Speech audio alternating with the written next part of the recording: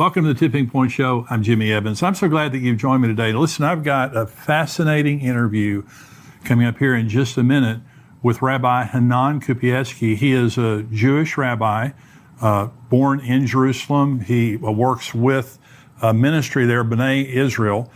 He also works with the Temple Institute, and he is the one responsible now for getting the red heifers to Israel. And he has a fascinating perspective on what is happening right now with the red heifers.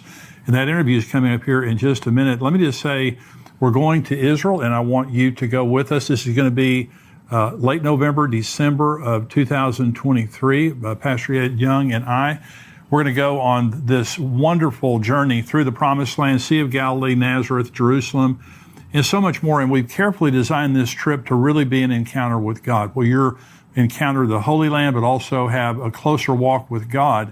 If you've never been to Israel, or if you've been to Israel, we want you to join us. The link is there on the screen of how you can go on inspirationcruises.com/Evans, or you can click the link there on endtimes.com. We would love to have you join us. You can get more information there on the website. You can also sign up. We want you to, so we already have a lot of people signing up. So that's inspirationcruises.com/Evans. And we want you to go with us to Israel. Let me also say, we're coming up on the end of the year here, Christmas time. If you're looking for gift ideas, give someone a subscription to endtimes.com. And you can see it there on the website where you can give a gift subscription for a month or for a year. I know you have people around you that would really be a blessing to them. Also, Where Are the Missing People? This book that we have, Leaving Behind, for people who are not raptured. And this is a great gift idea, the Tipping Point book. You can go on exomarriage.com and find those, or amazon.com. But if you're buying multiples now of this book, go to missingpeoplebook.com and you'll get the best discounts. We have great discounts for multiple copies of this. So that's a great gift idea. Well, I'm very honored today to have Rabbi Hanan Kupiecki joining me. He was born in Jerusalem. He studied at Hebrew University, and he has founded organizations to help Jews to migrate back to Israel. And he is the team leader for the Red Heifer Project for B'nai Israel. They work alongside the Temple Institute, and he's married with 3 children, and they live in Ephrat in the hills right outside of Jerusalem in Judah there. Rabbi, it's good to have you with us. Good to be here. Thank you very much. So you are a rabbi in Jerusalem working with the Temple Institute. Now this is a big deal. You know, we come from the perspective of Bible prophecy where we're looking for a rebuilt temple. We're looking for, and it's very exciting to see what's happened in the last 20 years, especially the last 10 years on the Temple Mount. But you guys cannot build a temple without a red heifer, is that right? Yes, almost precisely. Unless if all the Jews got together and said, we want to build today the temple, so then we could also put aside those commandments of basically purification. But even if 1 or 2 Jews do not want to put those aside, we will definitely need the red heifer. The red heifer allows us to purify the whole nation. Now this hasn't been done for over 2,000 years. Right. So that, one of the things is that we are all of us impure in a certain level. Right. And over the past 2,000 years, we had the body of water of mikveh that you could immerse yourself inside. But the red heifer ashes we haven't had for 2,000 years. In the Mishnah, which is written almost 2,000 years ago, it talks about that there's been 9 red heifers to date, starting with Moses. Moses conducted the first red heifer ceremony, and the ash actually lasted almost for 1,000 years. Wow. And then it goes all the way till the end of the Second Temple. The Maimonides, he's a rabbi scholar, very, very well known in the Jewish theology. He was 900 years ago, and he actually writes that the 10th red heifer is going to come in the times of Messiah, and the Messiah himself will actually conduct the ceremony. Wow. And you believe that soon? Yeah, I believe firstly, I believe that we're already in the redemption time. That's what we call Geula. From, I would say, the establishment of 1948, already we started something changed around in the world. And every day we see how the fruits of the land are giving out like endless amounts of fruits. And we know that also the prophecies talk about that. That's one of the the ways that we'll be able to see that we're now living in times of Messiah is that we're going to be able to come back to a land that's desolated and a land that actually blossoms like a rose. Exactly. Well, I'm going there in 2 weeks. I'll be there in 2 weeks. Yeah, and I've been there. So you come over for Shabbat meal. Okay. Okay. I'd love to. But it's just gorgeous, and it gets more beautiful every time I go. Let me tell you my story real quick.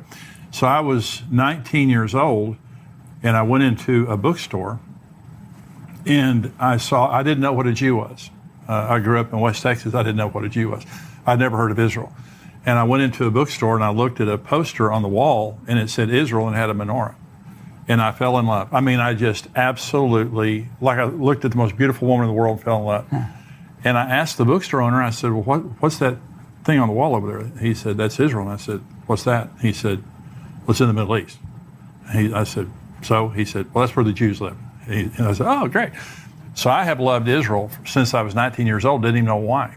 But as Christians, and you're a Jew, you're waiting for Messiah to return. And we talked about this earlier. You're waiting for Messiah to come, and we're waiting for Messiah to return. But we both love God, we both love the Old Testament, and we're both waiting for the rebuilding of the temple. And we love the Jews and the people of Israel. Now, when the red heifer, you're a part of the project that Stinson, that Byron Stinson is a part of. And they have now 5 red heifers that are perfect, that are in Israel, that flew, I think, over there in September, what it was, that are in Israel, and they're all still perfect? Yeah, they're all amazing. I'll give you, I want to zoom out a little bit. So you're talking about you meeting for the first time or thinking a Jew. I can tell you for this project, 2 years ago, when we started to search for red heifers around the world, I called up, just cold calls, some farmers, ranchers all around the world, and Texas has definitely been high up there because there's a lot of farms out here, a lot of ranchers. And I called up one of these guys. I said, I always started the conversation. We're looking for a red heifer. I'm calling from Jerusalem. Do you by any chance have a red heifer? And then I always say, I hope this doesn't sound to you crazy. So I had a few times people hung up the phone, but for one this time I called up this guy and he's like, crazy? Boy, it's written in the Bible. It's written in the book of Numbers. I'm like, what? You know the book of Numbers?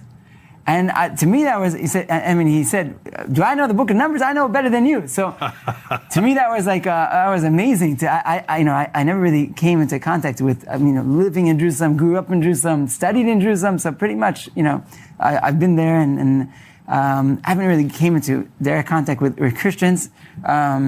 I heard about, the Bible Belt and stuff, but I never really understood that, these true believers around the world and that are really connected to the Bible. And it was just amazing as a Jew coming from Israel, from Jerusalem, to see that. So just a little bit about the project. So we've been searching. Byron's been our guy here. He's been amazing.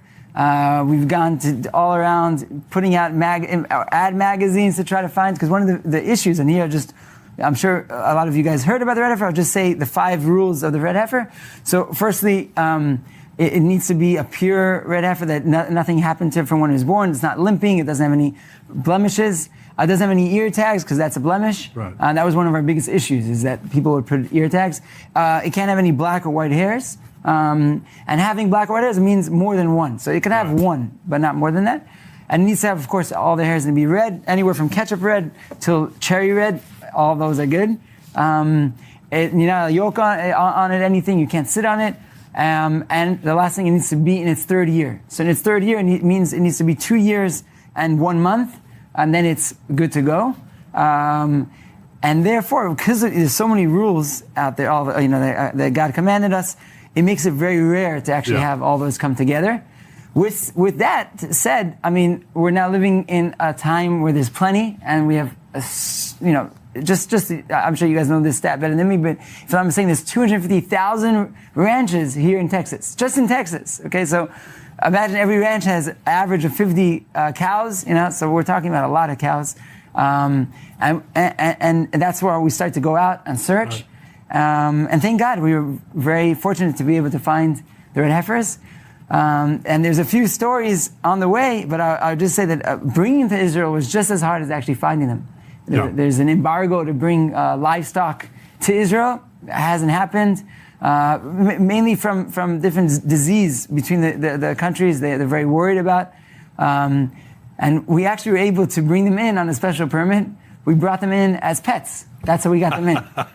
So that's also why there's 5, because you're allowed to bring up to 5 pets on your plane. And they came on an American Airlines flight. Just 250 passengers on top, 5 red heifers on the bottom. Awesome. Yeah, so. Now, I heard Byron Stinson was talking about, you said they couldn't have any ear tags. The guy that was supposed to come in and put the ear tags on them didn't because of COVID. That's correct. Or they'd have been tagged when they got born. So it's really a series of miracles. Ooh. And so now they have to be perfect. How old are they right now? They're around a year and a month. Oh, so we got another year to go. Yeah, we're time every year and a half. We don't, keep it. Well, let's talk about, because for the temple to be built, and you said it correctly, every Jew has to agree, and that's not going to happen. So I'll divide it into 2. For the temple to be built when you are impure, because all of us are impure. What does that mean? You were born. What I'm saying from the Jewish perspective, if one was in contact with somebody that passed away, right, then you are impure. And the way for you to purify yourself is with these ashes of the red heifer that's mixed with actually live water, what we call mayim chaim, water that comes from a spring, and then the priest sprinkles on you with a hyssop branch, and you get sprinkled on the 3rd and the 7th day, and then you're pure from coming into contact with somebody that passed away. So when you were born in a hospital, most likely 99%, in that week that you've been in the hospital with your mother, you basically became impure because somebody passed away at the same time. And therefore, there's 2 ways of going about building the temple. Either everybody says, listen, tum'ah hutra betzibur, which means that I probably would say even the majority of the Jewish people say, that's it, we're building the temple right away. And you could even put aside maybe the side of the purification. But there's another way, and it's even better than doing that, because hutra, which means we allow you if needed. But way better is, and also you don't maybe need the whole nation, you could also have many people coming together, is if you would have the red heifer ashes. That's even on a higher level, and it also would mean something to the Jewish people. You kind of would say it's also a sign from God. That's right. Within Jewish theology and within the Jewish beliefs and traditions, the red heifer is something that we anticipate. Just like Jerusalem is something that we anticipated to coming back into the old city walls. Right. And the same thing with the Temple Mount. The red heifer, from when you're in kindergarten, you learn about the red heifer. And it's something that you know that it's an act of God. To find that red heifer, to bring one to Israel. And then there's other elements that you need. You need a priest, you need a hyssop branch, you need a cedar tree, and then you also, of course, you need the plot of land, which we could also talk about. All the permits and everything was finalized. My partner, Tzachi Mamo, he came to one day. We were dealing with other projects, and he said, listen, I have this plot of land. What do you think we should do with it? He said, I had this maybe vision, maybe to do like a restaurant or something that some visitors could come and you could see today how Jerusalem looks, and then maybe a screen that switches and you could see how the temple would look. So I asked him, why not? Why do we need to have a screen? Why can't we just build the temple? You don't have to have a screen that says. And then also, I was talking to my brother, and he said, what about the red heifer? That's exactly where the red heifer ceremony is supposed to happen. Wow. And then wow. Many more things happened, and then we're like, okay, we need to look. We then contacted the Temple Institute, and my problem I always thought was the priest, and the red heifer, of course, and the site. The other 2, we have the hyssop, tolachani, which is a type of worm. You have the priest. Right, so the priest is, I always thought was an issue, because you need to have a priest. We know kohanim. Right. But the problem is, you need a kohen, or a priest. Kohen is the Hebrew way of saying it, that is actually pure. That he wasn't born in a hospital. He never came into contact with somebody that passed away. It talks about in the Mishnah, it talks about that they would raise them on stones in Jerusalem in order for them to not come into contact with anybody that passed away. So one of the times I went up to the Temple Mount, I saw Rabbi Ariel, who is the founder of the Temple Institute. I was talking to him, and I asked him, isn't the biggest issue of the red heifer the fact that we don't have a priest? He's like, what are you talking about? We have 6 priests that are ready to go. Oh, gosh. They have been from they were born till today. We have priests that are 13, 14, and 17, and even one that's 19, and they even know the rules of everything that needs to be done. That's not the issue. He said the issue is the place and the cow. Wow. So he said, the place. I said, we have this place. He's like, what? You have a place on Mount of Olives? He called up his son, Rav Azariah, who's been working on the red heifer from a halachic perspective, from the Jewish customs and traditions, who's been studying it non-stop. He heard immediately, we met with him on the site. He's like, wow, this is a miracle. So now all we were left with the red heifer. And that's where we said, okay, so let's start we could find one. We started to search around the world. At the end, eventually we came to Texas. I mean, a side note, we always said that the red heifer is not exactly a sacrifice, it's a ceremony. Right. Also, there's only been 9, and the 10th, it's completely a ceremony. It doesn't even happen on the Temple Mount. It happens on Mount of Olives. Right. So in Hebrew, where we say a ceremony is called a tekes, that sounds to me like Texas, That's right. Maybe love that's it. part of, they come from Texas. So that was another element. So can you build, and I know the Temple Institute's very familiar with all this, can the temple be built with the Dome of the Rock on the Temple Mount? So again, I don't want to get too much into the elements. I mean, one of the, if I would draw out the Temple Mount, you have the Dome of the Rock, right, and then you have Al-Aqsa Mosque. Right. A lot of people mistake, and they don't understand there's 2 structures up there. Right. And you'll see even in the news articles, they're going up to the Al-Aqsa Mosque. Al-Aqsa Mosque, El-Qatseh, is on the edge. Okay, it's on the side of the Temple Mount. And actually, it's facing towards Mecca. That's right, the prayer direction. So what's up on the Temple Mount, you have the Al-Aqsa Mosque and you have the Dome of the Rock. The Dome of the Rock is a building that has 8 basically walls, or that's how it's structured. And the Jewish belief is that that's exactly where under it is the dome or the rock that the whole world was created from, the rock that the temple stood. And I think that a lot of the answers I would say is probably we would have to see. We would have to see what would happen. Right. There's a lot of things that have to happen. And I think that the red heifer is the key to the redemption. It's the key to opening all this up. And maybe I'll take it totally, guys, off Christianity, take you off Judaism. I'll take you to the Quran in the Islam. One of the longest chapter in the Quran is called Surat al-Baqarah. It's the chapter of the heifer. Really? Yeah. And in that chapter, it happens to be the second chapter of the Quran, chapter number 2. In verses 61, 66, depending exactly which Quran you take. But you know what? I'll even bring you the day that they arrived. Now, I'm going to remember, everybody, the day of their ride. I'm going to come back to that in 1 second. I just wanted to open up a little bit, one more theology point from a Jewish perspective, and then we'll get back to the day of their ride. Okay. And I'll bring you back to the Abraham Accord. So don't get lost in everything I'm saying now. So the year, 2 years ago, in the Jewish calendar is 5,781. Now, it stands for, in the Hebrew letters, is Tafshin Pei Aleph. Now, if you would take the acronym of those letters, it would then say the year of the red heifer. Now, Rav Azariah from the Temple Institute said this years ago. He said this in 2018. And when the year came, he's like, I guess it didn't work out. But truthfully, we found these red heifers, and they were in their mother's womb at that year. Wow. And the following year we found them, and then we're like, okay, we need what's the next acronym of the next year?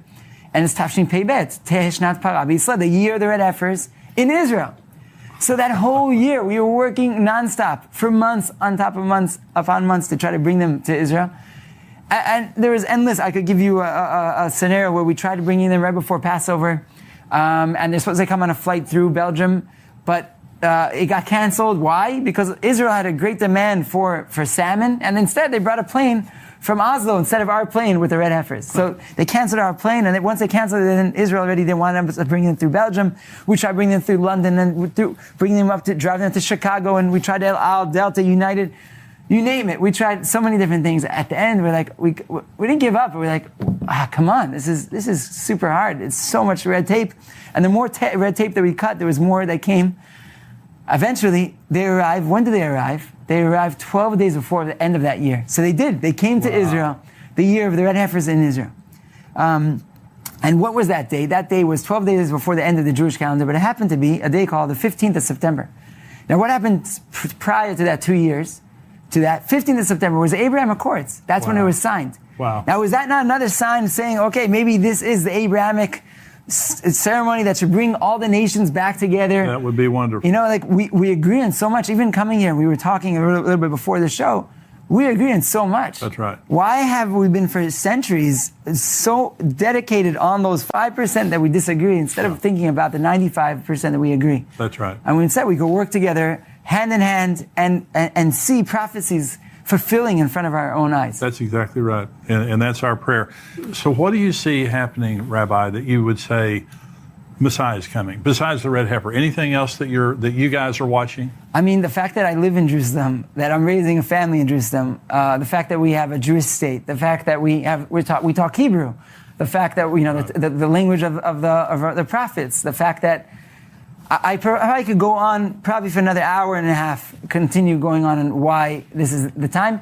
I think that when you're in Israel, as you said yourself, when you come to Israel, it all just makes sense. It says that Avira de Eretz Yisrael machkim, the air of Israel makes you in a certain way wiser. Yeah. And it's not just to a Jew. Anybody that comes to Israel, it kind of opens up your perspective. You start to see things in a different way. Yeah. And you just feel it. It's like, it's kind of maybe like Disney, feeling magic in there. So you actually feel magic. There's something magical that's happening.